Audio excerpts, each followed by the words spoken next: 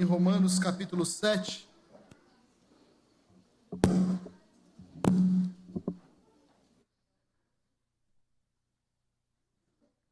Romanos capítulo 7, nós temos feito exposições bíblicas, exposições desde o capítulo 1.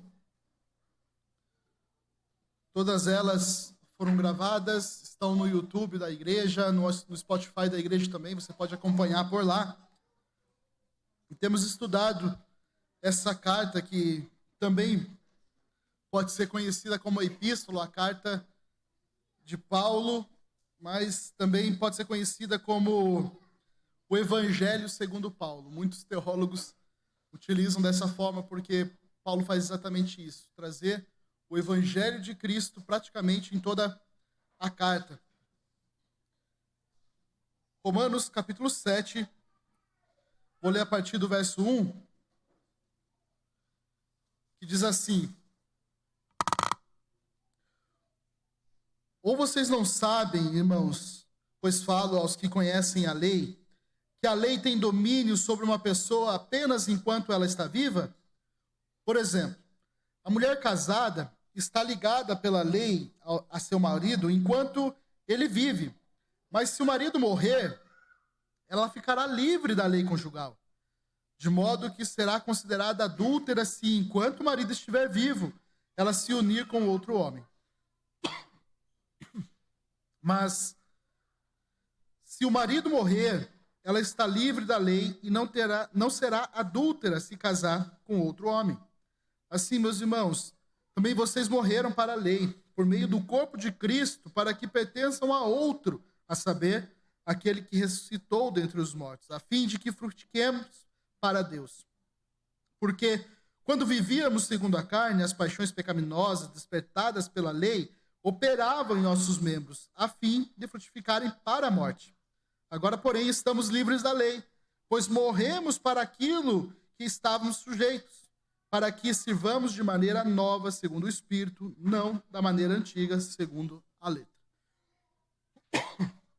Deus, nós te pedimos a ação do Espírito Santo para confirmar a tua palavra em nosso coração, para que possamos também viver a tua palavra, Deus, nosso dia a dia. Nos ajude, Pai, me ajude também a trazer a exposição verdadeira da tua palavra. Assim eu te peço, em nome de Jesus. Amém. Meus irmãos, chegamos a Romanos capítulo 7, e antes de começarmos já a explorar o texto aqui, né, o início desse capítulo, é importante a gente lembrar que quando Paulo ele escreve as suas epístolas, as suas cartas, assim como outros escritores, ele não divide o seu texto em capítulos e versículos. É importante a gente entender isso. Ele escreve de uma forma discorrida, né? Quem faz isso são aqueles que copiaram, aqueles que formularam, vamos dizer assim, de forma didática, deixaram de forma didática a Bíblia, né? Essas divisões, embora sejam convenientes para nós, né, para estudo, às vezes pode ser prejudicial, porque cria a ideia de enxergarmos um capítulo como não como uma unidade, mas um capítulo, e aí quando você passa para o outro, Paulo talvez estaria falando de outras coisas.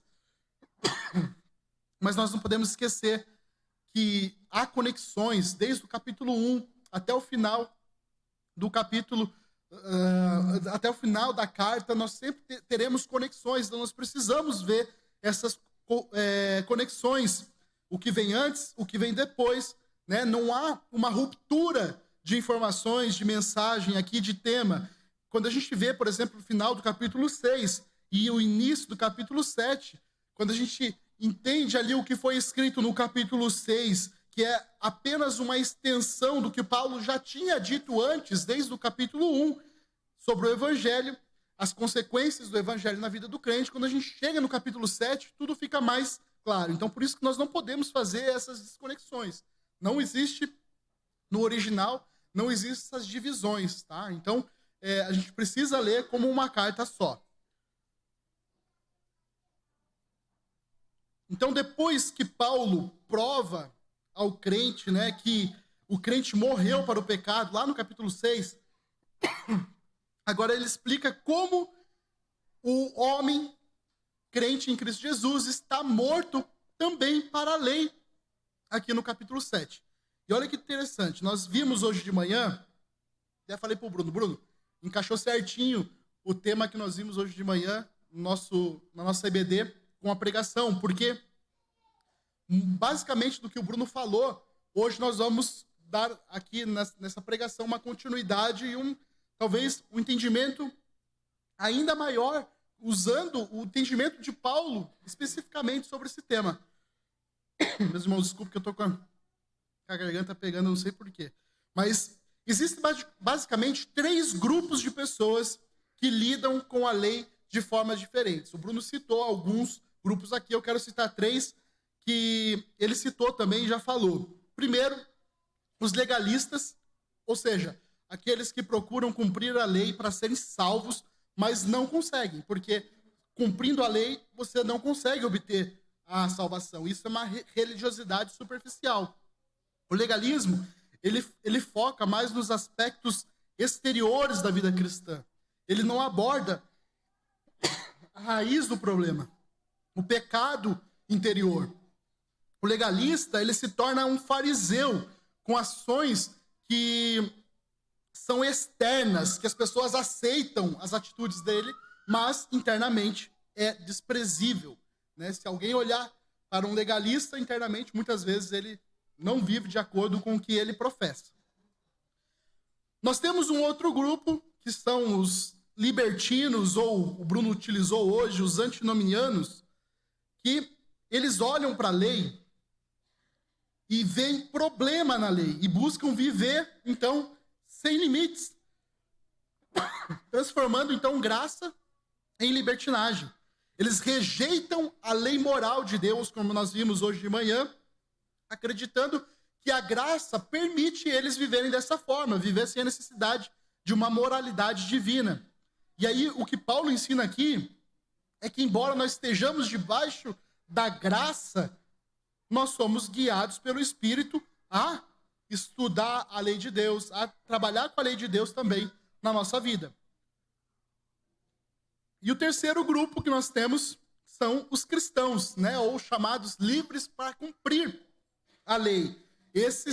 Os crentes, eles celebram a libertação da lei, celebram a justificação, a santificação vinda de Cristo, mas amam e respeitam a lei como revelação do caráter de Deus.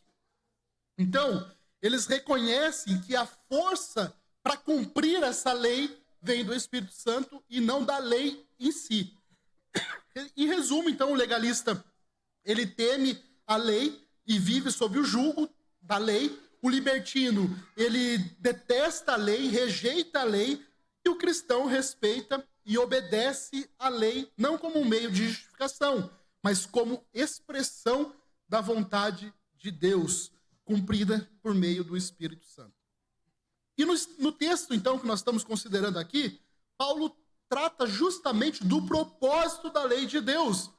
Se esse propósito, se a lei tem algum espaço na vida do cristão. Então ele vai falar qual que é o lugar da lei na vida do cristão, se a lei é a causa do pecado, se ela causa a morte. E, definitivamente, ele vai responder que não. A lei não é isso. Né? A lei não vai trazer... Não é que a lei mata a pessoa, não é que a lei causa o pecado, mas ela revela. Então, Paulo deixa claro, a lei é santa e o mandamento santo e justo e bom. É isso que nós vamos ver, não hoje, mas se você ler o versículo 12, Paulo vai dizer, a lei é santa, a lei é justa, a lei é boa. Tá? Então, a lei de Deus não é algo negativo no sentido que lhe causa pecado, mas sim proíbe de vivermos em pecado. Ele prescreve a justiça de Deus e protege a gente contra as transgressões. Quando a gente lê Salmo 119, 165, o verso, a gente vê que a lei é uma forma de proteção contra o mal. o salmista diz: grandemente paz tem os que amam a tua lei, e para eles não há tropeço. Veja o sentido verdadeiro da lei aqui. Davi também, no Salmo 19, verso 7, declara: a lei que nós lemos hoje, a lei do Senhor é perfeita e restaura a alma. Então veja, meus irmãos, a lei de Deus, longe de ser uma maldição, ela é uma bênção que pode sim restaurar a alma quando você tem Cristo Jesus, e aí você pode viver de forma justa, um coração temente ao Senhor. Então, é isso que nós vamos ver hoje. Paulo vai estabelecer, então, esse princípio que a lei tem autoridade sobre alguém apenas quando essa pessoa vive. Deixa a tua Bíblia aberta aí. Nós vamos fazer uma exposição, então, desses versículos que nós lemos, desde o versículo 1. Vamos lá. Ou vocês não sabem, irmãos, pois falo aos que conhecem a lei, que a lei tem domínio sobre uma pessoa apenas quando ela está viva. Meus irmãos, Paulo faz aqui algo muito importante, que é resumir tudo aquilo que ele vai falar daqui para frente. Ele faz questão de mostrar com quem ele está falando. Ele está falando com aqueles que conhecem a lei. Ou vocês não sabem, irmãos, pois falo aos que conhecem a lei. Os irmãos de Roma, eles entendiam muito bem a respeito da lei. Eles sabiam que a lei tinha autoridade sobre os judeus.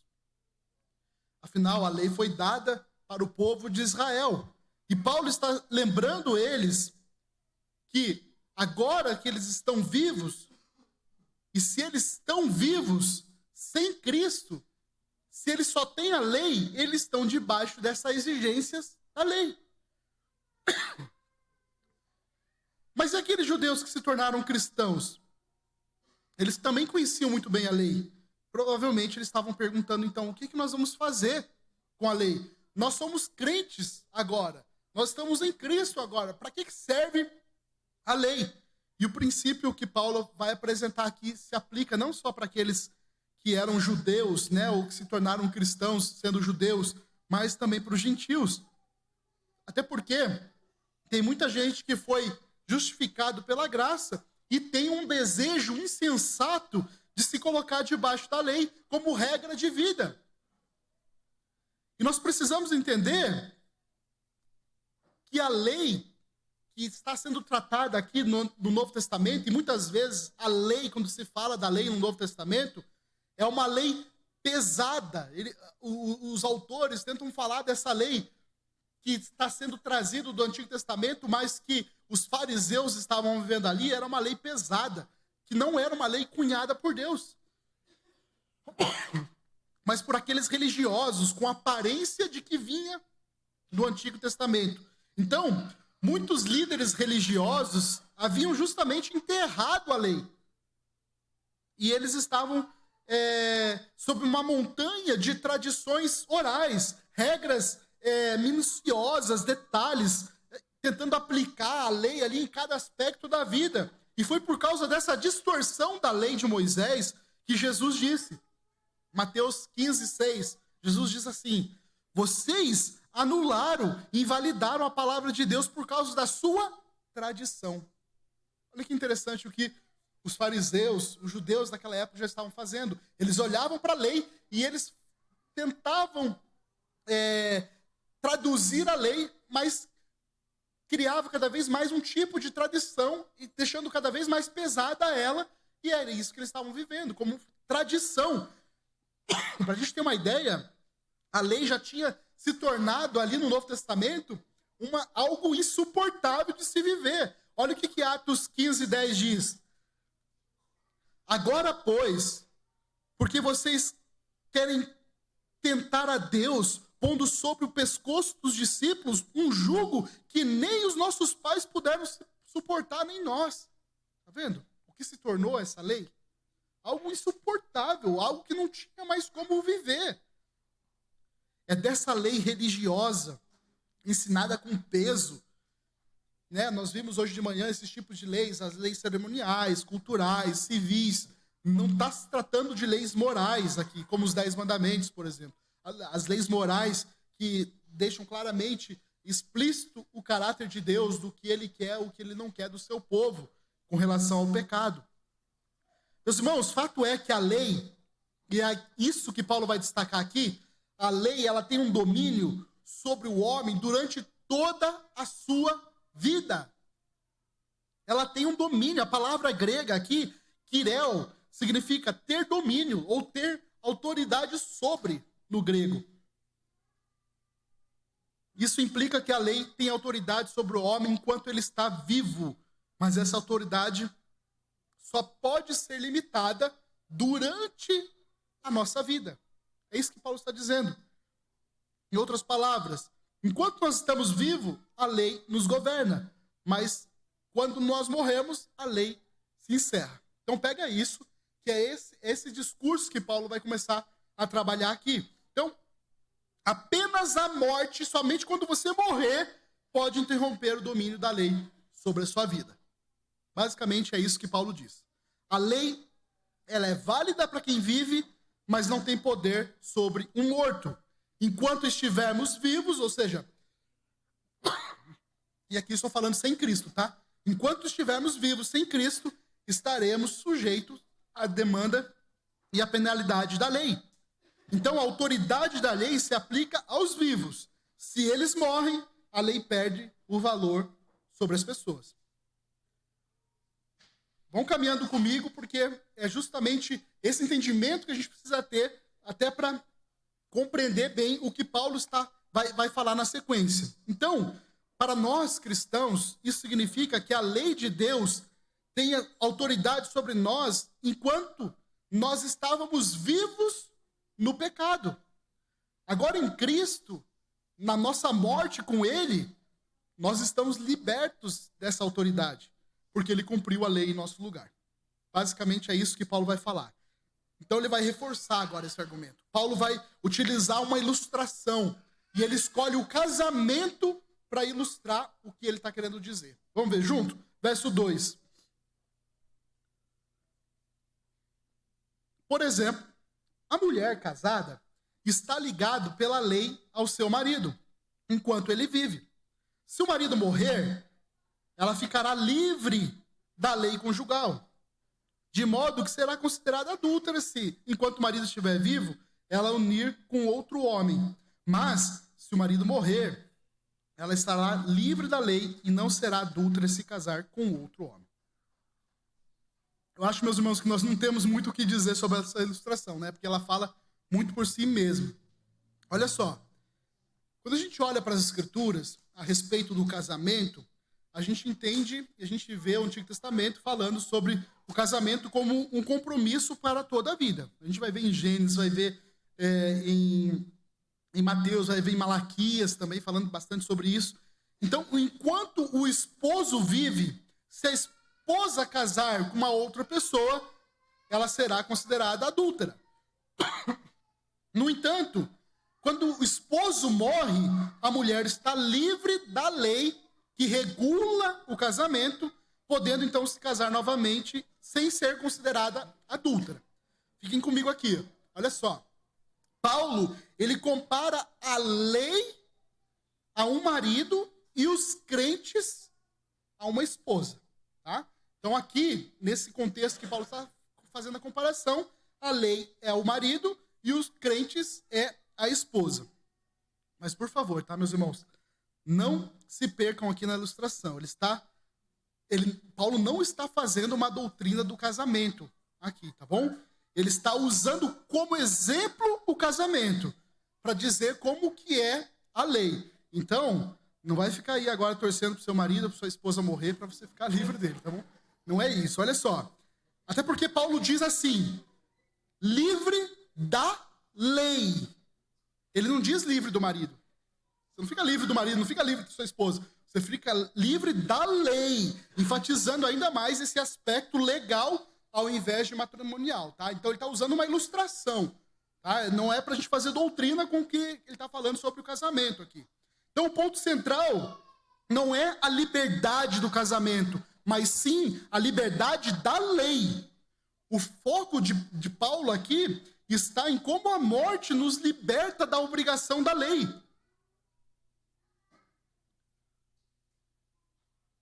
É uma libertação legal para viver uma nova vida agora com Cristo. Ele poderia ter usado outros exemplos de outra forma para dar esse significado, mas o matrimônio naquela época era muito mais adequado para se ilustrar a respeito desse tema. Então Paulo escolhe essa metáfora, ao invés de tentar apresentar evidências sobre a lei, ele tenta trazer de uma forma mais clara para os irmãos. Então, a ilustração com o casamento é apenas uma maneira eficaz de transmitir a mensagem da morte para a lei e libertação para uma vida com Cristo. Então, a morte do marido, lembrem lá, a morte do marido é o que permite a libertação da lei do casamento, né? Tornando o segundo casamento legítimo. Meus irmãos, vejam, Paulo ele usa essa analogia justamente para ilustrar como que através da morte com Cristo os cristãos agora estão libertos da lei. Olha que interessante. A lei de que a gente tanto falou no dia de hoje, né? Nós estamos comemorando esse mês justamente a reforma, né? O protestantismo, que vai abordar principalmente a respeito da lei, né? Então, Paulo está dizendo, como a morte do esposo libera a esposa, a mulher, da lei do casamento, da mesma forma, em Cristo, quando morremos em Cristo, nós também estamos libertos do domínio da lei. Veja só, em nenhum momento Paulo diz assim, não existia domínio da lei, isso aí era coisa da cabeça dos irmãos lá do Antigo Testamento. Não, Paulo reforça, existia uma lei. E todo mundo estava sob o jugo dessa lei. Sem Cristo, todo mundo está sob o jugo dessa lei. Então, se a lei diz que você vai morrer por causa do seu pecado, você vai morrer por causa do seu pecado. Se a lei diz que você vai para o inferno por causa do seu pecado, você vai para o inferno por causa do seu pecado. Então, nós não desvalidamos a lei. A lei, ela existe, ela é verdadeira e ela apenas mostra a nossa situação. É isso que Paulo está falando. Mas olha que interessante, meus irmãos. Nessa metáfora do casamento, o marido morre e a esposa se casa novamente. Só que o que Paulo vai dizer, no caso aqui em questão, não é o marido, ou seja, não é a lei que morre. Mas quem morre é a esposa. Ou seja, quem morre somos nós, os crentes. É nós que morremos. O crente morre quando ele se identifica com Cristo e com a morte de Cristo. Então nós morremos com Cristo. A lei continua. Quem morre somos nós, o velho homem. Assim como a morte do marido liberta a esposa do vínculo matrimonial, a morte pela qual nós somos libertos da lei é a morte que nós temos em Cristo Jesus. Então, por meio da morte de Cristo, nós recebemos libertação de todas as exigências da lei. Por causa da morte de Cristo, nós não temos mais as exigências da lei sobre a nossa vida. A morte de Cristo, meus irmãos, rompe o vínculo que nos ligava à lei. Nos permite agora, nós vivemos uma vida nova em Cristo, livres da condenação da lei. Não é isso que Gálatas 2,19 vai dizer? Porque eu, mediante a lei, morri para a lei, a fim de viver para Deus. Quem morreu foi a lei? Quem morreu fui eu. Quem morreu foi você. Por meio de Cristo Jesus. Nós morremos para a lei. Veja, a morte de Cristo não anulou a lei, mas por meio dela, nós morremos, por meio da morte de Cristo, nós morremos também para a lei. Meus irmãos, isso significa que em Cristo estamos livres da condenação que a lei traz. É isso que nós precisamos entender. Por meio de Cristo, a lei já não opera mais, já não tem mais eficácia.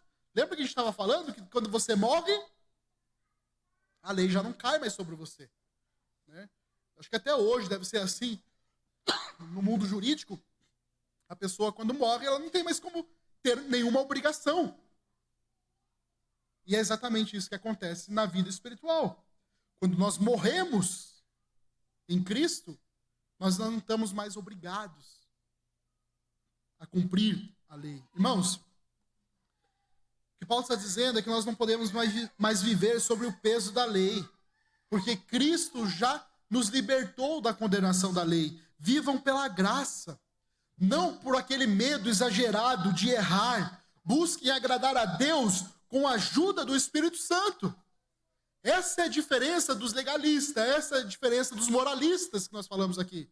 O crente agora, ele quer viver, ele quer buscar a lei de Deus, a lei moral de Deus, para viver de acordo com a lei moral, mas não porque ele é obrigado a fazer isso, mas porque ele ama esse Deus que escreveu, que disse o que ele gosta, que diz qual que é a lei dele. Em Cristo você é livre para viver para Deus. Você consegue obedecer agora por meio do Espírito Santo, não por obrigação, mas por amor. Então, cuidado com essa religiosidade superficial que tenta agradar a Deus pela lei. O Bruno falou hoje que muitas pessoas, e realmente muitas pessoas hoje, tentam viver a sua vida obedecendo a lei para agradar a Deus, para se obter alguma coisa. Gente, isso é muito comum. As pessoas estão cumprindo a lei para ver se Deus abençoa elas por meio do cumprimento da lei. Mal sabem elas que o que elas estão fazendo é totalmente destruindo a graça de Cristo Jesus. Crianças, Jesus é o nosso amigo. Jesus é aquele que nos libertou de algo muito pesado, que é chamado de lei, que não nos deixava viver livremente. Agora nós podemos fazer coisas boas para Deus por meio do Espírito Santo, pela ajuda do Espírito Santo. Nós podemos e queremos fazer. Agora, meus irmãos, Paulo faz uma transição aqui das leis humanas para a lei de Deus. Olha só, ele vai mostrar que assim como nas leis humanas, a lei tem autoridade sobre qualquer um quando está vivo, a lei de Deus também exerce esse senhorio sobre vidas enquanto nós vivemos. Esse é o verdadeiro sentido que Paulo começou a abordar aqui desde o verso 1. Olha só, o verso 4. Assim, meus irmãos, também vocês morreram para a lei, por meio do corpo de Cristo, para que pertençam a outro. Olha que interessante. Paulo não está falando de casamento, né? Vocês morreram para vocês poderem pertencer a outro. Porque se vocês não morressem, vocês não podiam pertencer a outro. Seria adulto. Mas vocês morreram. E agora vocês podem pertencer a outro, a saber, aquele que ressuscitou dentre os mortos, a fim de frutifiquemos para Deus. Nesse versículo e no próximo, Paulo vai falar, estou dando um spoiler aqui, mas Paulo vai falar sobre o frutificar. Ele vai dizer, quando você está debaixo da lei, você dá frutos. Se você está no casamento, você dá frutos, né? Debaixo da lei, você dá frutos. Mas ele vai falar, quando você está debaixo da lei, os seus frutos são para a morte. E aqui ele fala, agora que você está em um outro relacionamento, agora que você está com Cristo, agora vocês podem frutificar para Deus. Está vendo que por quê? Nós não podemos, não adianta nada a gente fazer obras sem Cristo. Toda obra que nós fazemos sem Cristo é para a morte. Meus irmãos, não percam isso de linha. Paulo está falando desde o capítulo 1. Qualquer obra que você faça, aquele tijolo que você acha que você está colocando no céu, na verdade não, sem Cristo, você está só indo cada vez mais para o inferno. É isso que o Novo Testamento vai falar sempre, é isso que Romanos vai falar desde o capítulo 1. Não há nada, não há obras que possa fazer você se aproximar de Deus sem Cristo. O homem morto não é capaz de obediência ou desobediência. Quando nós estamos mortos, a vontade para de funcionar. Os mortos não pecam, porque o pecado só existe quando há vida, quando há consciência. Então, a lei, ela não reina sobre cadáveres. E em Jesus Cristo, somos, de certa forma, agora cadáveres, mortos para a lei. Ela não reina mais sobre nossas vidas. Estamos mortos para o pecado. Nós estamos mortos para a condenação da lei. Os propósitos da nossa morte com Cristo para a lei são agora explicados aqui por Paulo, onde ele vai tratar sobre o propósito imediato. O propósito imediato dessa morte é que agora nós pertencemos àquele que ressuscitou dos mortos. É esse a quem nós pertencemos agora. Foi por meio do corpo de Cristo, olha o que Paulo está falando, por meio do corpo de Cristo crucificado, que o nosso débito para com a lei foi completamente quitado.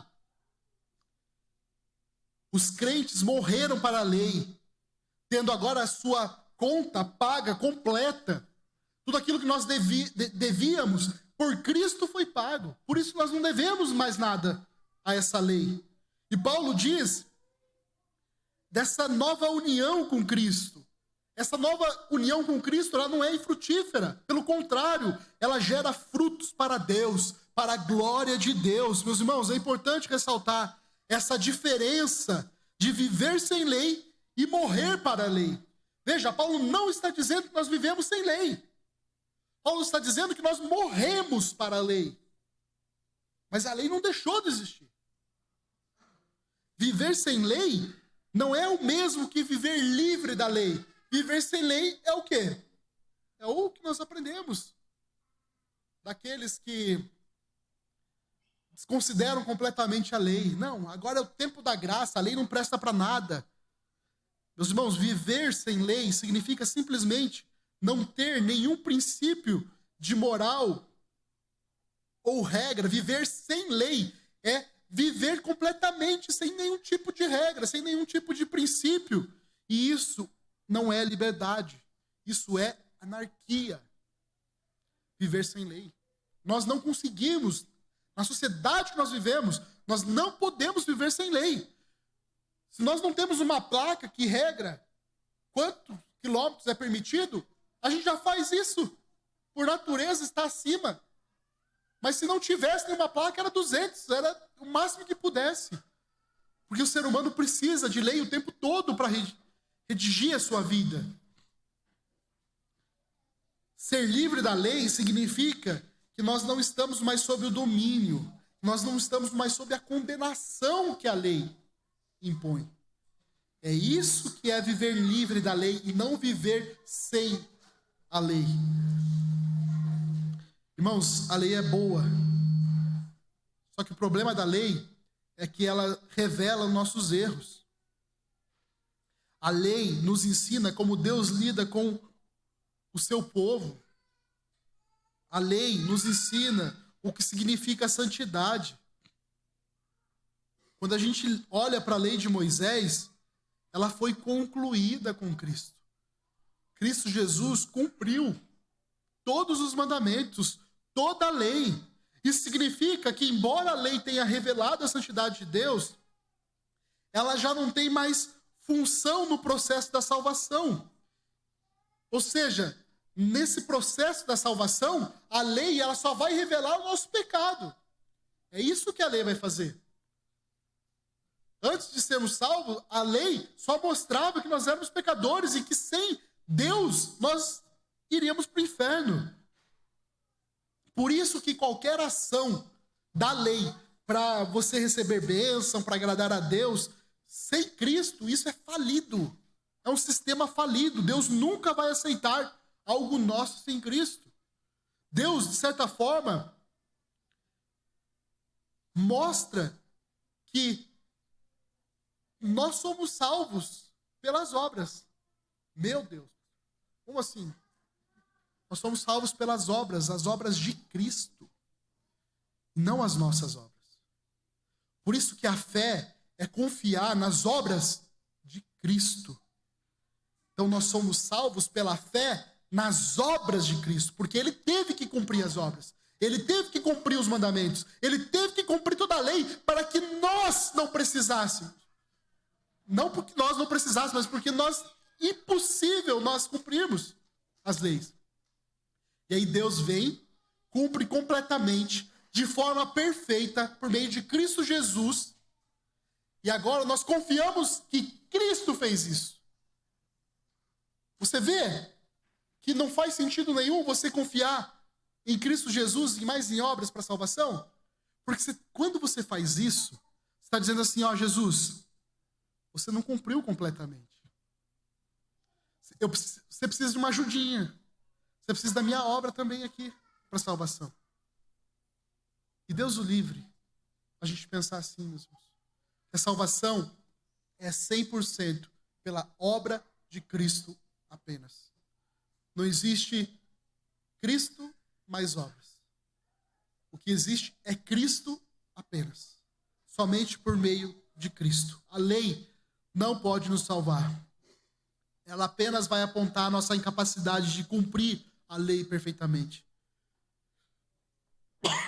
É isso que Paulo vai falar no versículo 7 aqui, né, que a lei traz o conhecimento do pecado, mas não pode nos dar a salvação. Nós vamos falar isso na próxima pregação. Mas a verdadeira liberdade vem quando nós morremos para a lei em Cristo. E aí agora não estamos mais sob o domínio da condenação, somos guiados pela graça de Deus. Meus irmãos, Paulo está fazendo aqui uma nítida distinção entre a velha aliança e a nova aliança. A velha aliança era baseada na lei externa. A velha aliança foi escrita em tábuas de pedra. A velha aliança está distante do coração do homem. Ela era cumprida por ações, por meios externos. E aí a nova aliança, que já foi lá, profetizada lá por Jeremias, a nova aliança em Cristo Jesus é a do Espírito, onde o Espírito agora escreve a lei de Deus no nosso coração. Essa é a nova era, a era do Espírito Santo, onde ele escreve a lei de Deus em nosso coração, e há uma transformação agora interna e não externa somente, mas primeiramente interna. O Espírito Santo nos guia, o Espírito Santo nos capacita a viver de acordo com a vontade de Deus. Lembra que o Bruno falou hoje? Na antiga aliança, o que acontecia? Você cumpria os mandamentos porque você tinha medo. Você cumpria os mandamentos como obrigação. Agora, na nova aliança, nós cumprimos o mandamento porque nós amamos a Deus. Que é a verdadeira liberdade. O irmão Alexandre falou hoje, né? A verdadeira liberdade é justamente você poder cumprir os mandamentos feliz da vida. É muito diferente você cumprir um mandamento porque tem que cumprir. Nós passamos de um lado para o outro. Passamos da lei da morte para a lei de Cristo, para a lei da vida. Antes nós estávamos sob o domínio da lei, como uma esposa que era atada a um marido que mantinha ela na servidão. Agora nós somos libertos da lei e nós nos unimos a Cristo, que é o nosso esposo. Em Cristo vivemos uma nova vida, guiados pelo Espírito Santo. Irmãos, você é livre para viver para Deus. Produza frutos de justiça, não porque você tem medo da lei, mas porque o Espírito Santo te leva a desejar fazer a vontade de Deus, a agradar a Deus. Cuidado para não tentar agradar a Deus com seus esforços, sem contar com a ajuda do Espírito Santo. Ele nos capacita a viver de acordo com Deus. No momento que você tira ação, não quer que o Espírito Santo haja por meio da sua vida, você vai tentar provar alguma coisa para Deus que por si só você não vai conseguir. É por meio do Espírito Santo que nós podemos agradar a Deus. Crianças, quando Jesus morreu, quando Jesus ressuscitou, ele nos deu a oportunidade de fazermos coisas boas para Deus. Por meio do Espírito Santo, nós não somos mais forçados. Por meio do Espírito Santo, que nos ajuda, nós podemos obedecer a Deus. nós podemos fazer escolhas que agradam a Deus. Paulo faz um resumo agora, fazendo um contraste entre esses dois casamentos que ele citou. O casamento antigo, sob a lei, e o casamento novo agora, depois que o crente morreu e está em Cristo, o casamento com Cristo Jesus. Olha só, verso 5. Porque quando vivíamos segundo a carne, as paixões pecaminosas despertadas pela lei operavam em nossos membros, a fim de frutificarem para a morte. A expressão quando estávamos na carne significa quando basicamente éramos governados por nossa natureza humana, pecaminosa. Não é só uma questão física aqui, mas é um ato de estarmos realmente sob o controle dos desejos, das paixões da nossa natureza caída. Isso indica que nós éramos guiados pelo pecado. Ele era o nosso guia, ele que pegava na nossa mão e puxava a gente para viver de acordo com o pecado, buscando satisfazer os desejos da carne. Meus irmãos, olha a expressão que é muito comum nas escrituras aqui, estar na carne. Ou seja, isso significa que você é dotado somente de dons naturais. Ou seja, você faz aquilo que a sua carne quer. Agora em Cristo Jesus nós recebemos uma graça especial. Uma graça que nos capacita a viver para Deus. Veja, nos dias de hoje, muitos ainda tentam cumprir a lei como meio de justificação. Mas Paulo nos ensina que a lei só revela o pecado, que ela não pode nos libertar, ela não tem poder. A lei não pode te salvar, meu irmão. A única liberdade verdadeira está em Cristo.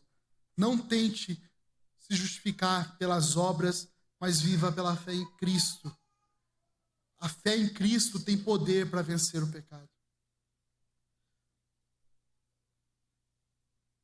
Antes de Jesus, a gente vivia nos erros. Crianças, sem Cristo, a gente só ouvia erro, só erro. Tudo que nós fazíamos era errado. Agora, com Jesus, Ele nos ajuda a não errar mais. Ele nos dá força para viver de forma que agrada a Deus. Para a gente dar frutos bons. Meus irmãos, olha esse contraste que Paulo usa aqui. Fruto para Deus, lá no versículo 4, e fruto para a morte. Mais uma vez, não existe meio termo. Não existe um estado neutro. Não existe, pastor, eu ainda estou aqui no meio, aqui estou decidindo para onde eu vou. Não existe. Ou você está no estado em que você gera fruto para Deus, as suas ações geram frutos para Deus por meio de Cristo Jesus, ou você está no estado sem Cristo, onde todo fruto que você gera é para a morte. Todas as suas ações, ainda que você ache que são boas, só está gerando cada vez mais morte. É esse fruto que está sendo gerado. Por fim, no verso 6, agora, porém, estamos livres da lei, pois morremos para aquilo a que estávamos sujeitos, para que sirvamos da maneira nova, segundo o Espírito, e não da maneira antiga, segundo a lei. Meus irmãos, Paulo diz que agora aconteceu uma grande mudança. Agora não estamos mais sobre o domínio da lei, não estamos mais sobre a maldição da lei, e agora em Cristo somos livres da condenação, porque Ele cumpriu a lei em nosso lugar. Quando Paulo conclui essa sessão, ele escreve: nós saímos da maneira antiga que nós vivíamos, que era sem o Espírito Santo, e agora nós vivemos segundo o Espírito, e não da maneira antiga, segundo a letra. Olha Paulo fazendo um confronto entre o que era velho e o que é novo. O novo, como a nova vida em Cristo, agora é governada pelo Espírito Santo. E aí ele fala que o velho homem, ele era representado pela letra. Ou seja, ele era representado pela lei, pelos requisitos da lei, que não podiam salvar o homem. Paulo faz, meus irmãos, esse contraste também em outros lugares. Olha só, 2 Coríntios 5,17 diz assim: assim, que se alguém está em Cristo, é nova criatura. As coisas antigas já passaram, eis que se fizeram novas todas as coisas. Em Efésios 4:22, também diz assim: quanto à antiga maneira de viver, vos despojeis do velho homem, que se corrompe segundo a consciência do engano, e agora vos revestis do novo homem, que segundo Deus é criado em verdadeira justiça e santidade. O mesmo se vê em Colossenses 3, verso 9. Não mentais uns aos outros, pois vos despistes do velho homem com os seus feitos, e vos vestistes do novo, que se renova para o pleno conhecimento, segundo a imagem daquele que os criou. Veja esse contraste do velho para o novo, o tempo todo. E mais, Paulo coloca o espírito aqui em confronto com a letra. Olha o que Paulo está fazendo. É nesse sentido que muitas pessoas mal intencionadas dizem que a letra mata, mas o espírito vivifica. É nesse sentido. Veja, é importante para a gente compreender que a letra está relacionada à lei estrita, né? Aquela lei que apenas condena, aquela lei que apenas revela a nossa incapacidade de cumprir os mandamentos de Deus. Essa é a lei que realmente nos mostra que nós somos pecadores. Essa é a lei que nos mostra que nós vamos para o inferno. Então a lei por si mesma mostra que nós estamos mortos no pecado, incapazes de viver de acordo com a vontade de Deus. Mas aí vem o Espírito que vivifica, porque Ele nos dá a vida, Ele nos transforma internamente, Ele que permite que agora nós possamos obedecer a Deus, fazer a vontade de Deus. Não tem nada a ver com agora não vou ler mais a Bíblia, porque o Espírito vivifica e a letra mata. Veja a contradição nisso. Porque o Espírito vivifica para a gente viver realmente a palavra de Deus. Viver agora a vontade de Deus. E como que eu vou saber da vontade de Deus se eu não leio a palavra dele? Como é que eu vou saber a vontade de Deus se eu não sei o que Deus quer de mim? Eu vou buscar, ele vai revelar de outra forma. As pessoas estão buscando uma revelação que Deus não vai fazer, porque ele faz e já fez. Tudo que foi revelado, tudo que era necessário para a nossa vida, está na sua palavra. Ela é completa, ela é necessária. Paulo vai dizer para Timóteo, ela é útil para todas as áreas da sua vida. Se você não encontrar na palavra de Deus, ler de Gênesis e Apocalipse, não encontrar a solução para o seu problema, aí tudo bem. Vai lá, tenta buscar a Deus. Mas 100% das pessoas que falam que esperam uma revelação de Deus, não leu 1% da palavra de Deus. Não, mas quer algo que está além. Porque é o Espírito que vivifica. E a letra mata. A letra da lei, por sua natureza, não pode nos salvar. Mas ela mostra a nossa falha. O Espírito Santo, quando habita em nós, ele nos dá vida. E agora nós podemos viver de forma correta, que agrada a Deus por meio da palavra de Deus. Agora somos capazes de ler, de estudar, de viver a palavra de Deus de forma verdadeira, de forma transformadora. Não pela força da letra, mas pela ação do Espírito Santo em nós. O Espírito vivifica a palavra. O Espírito torna a palavra eficaz na nossa vida, para transformação, para santificação.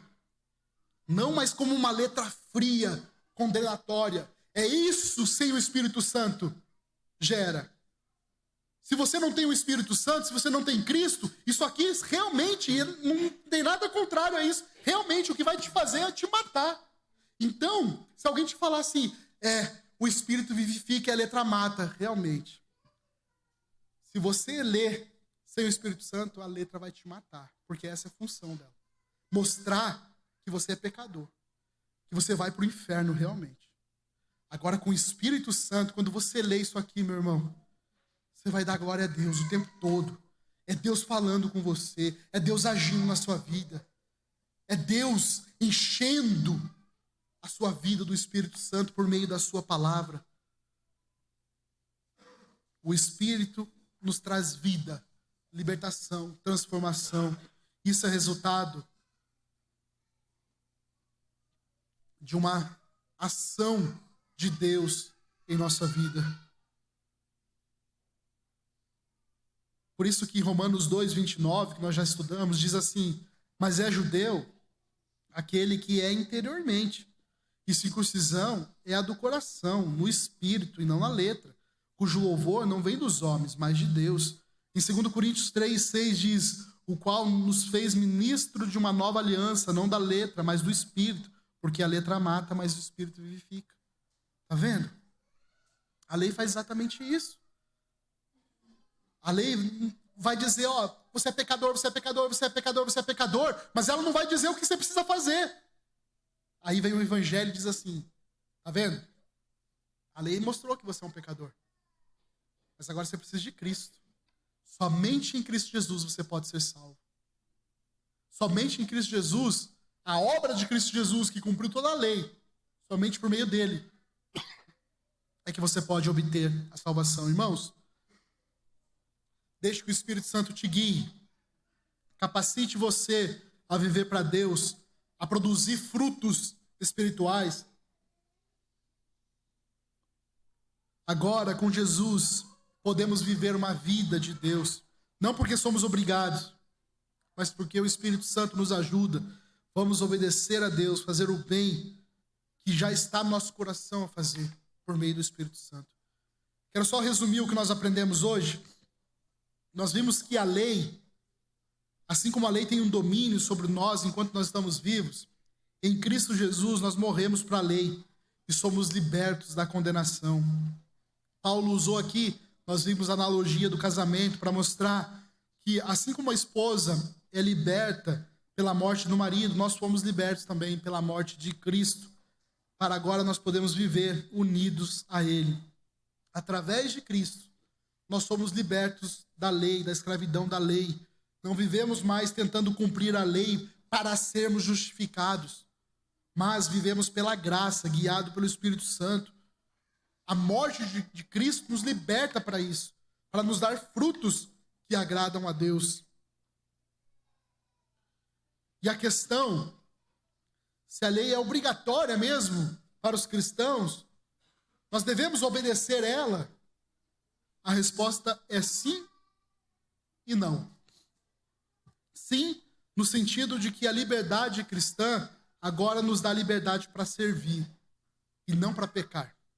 Agora nos dá liberdade para obedecermos a lei. Embora sejamos livres da condenação da lei, a liberdade nos chama a servir. Nós somos escravos ainda, mas agora somos escravos de Deus, da justiça, não mais do pecado. Só que também a resposta é não. Porque os motivos e os meios dos nossos serviços mudaram completamente. Por que servimos? Não porque a lei nos domina e somos obrigados a servir. Nós servimos porque Cristo é o nosso Senhor. Porque nós desejamos servir a esse Cristo. Não porque a obediência à lei nos leva à salvação, mas porque a salvação de Cristo nos leva a obedecer. E como que nós servimos? Conforme o novo modo no Espírito, com a habitação do Espírito Santo. Essa é a característica distinta de todas as outras pessoas. Essa é a característica distinta da antiga aliança para a nova aliança. Não mais pela letra, mas pelo Espírito, que nos capacita agora a viver de acordo com a vontade de Deus revelada na sua palavra. Por fim, meus irmãos, é importante ressaltar que desde que Cristo ressuscitou dentre os mortos, ele não morre mais. Ou seja, não há mais morte para o cristão. Isso significa que essa nova relação matrimonial entre Cristo e a sua igreja, entre o crente e o Cristo, jamais será desfeita pela morte, como aconteceu com relação à lei. Isso não vai acontecer mais. A morte de Cristo nos libertou da condenação da lei definitivamente, mas a união com Cristo, essa é indestrutível. Ela é para sempre, porque ele vive para sempre e ele não está mais sujeito à morte. O crente não está mais sujeito à morte, não está mais sujeito à separação do marido, do esposo, de Cristo. É ele que garante esse casamento ser eterno. É por meio dele que nós temos relacionamento com Deus, com a Trindade, Pai, Filho e Espírito Santo. Graças a Deus por isso. É por meio dele que nós obtemos salvação eterna. Não tem essa mais de, eu vou perder. Ai, meu Deus, perdi, porque... Não. Cristo Jesus garante a nós essa salvação. Por isso que Paulo fala, nem a morte, nem a vida, nem principado, nem potestade, nem leis alguma pode nos separar do amor de Deus, que está em Cristo Jesus, nosso Senhor. Vamos orar? Senhor Jesus, nosso Deus, Pai, Espírito Santo, te louvamos, ó Deus, pela maravilhosa palavra, a tua palavra que entra no nosso coração, faz a obra que precisa fazer, nos ensina, nos capacita por meio do Espírito Santo.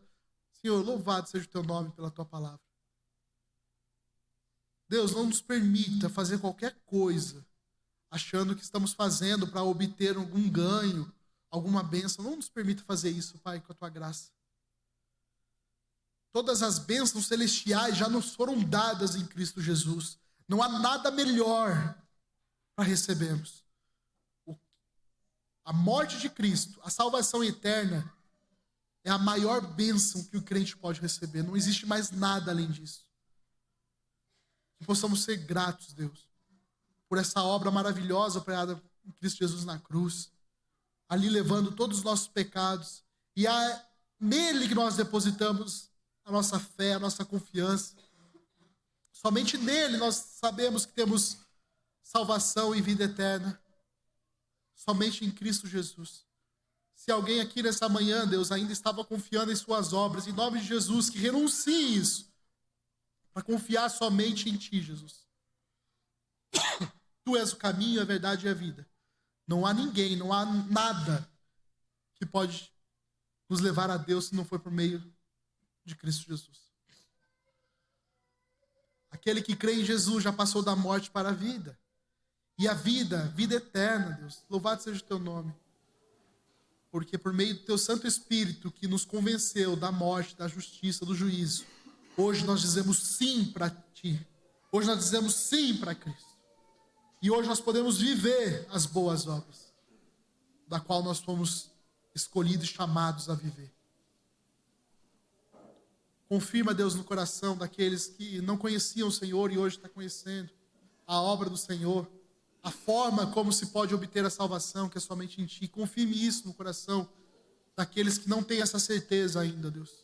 E nós possamos viver cada dia mais honrando esse chamado, honrando a graça do Senhor em nossas vidas. Em nome de Jesus, oramos. Amém.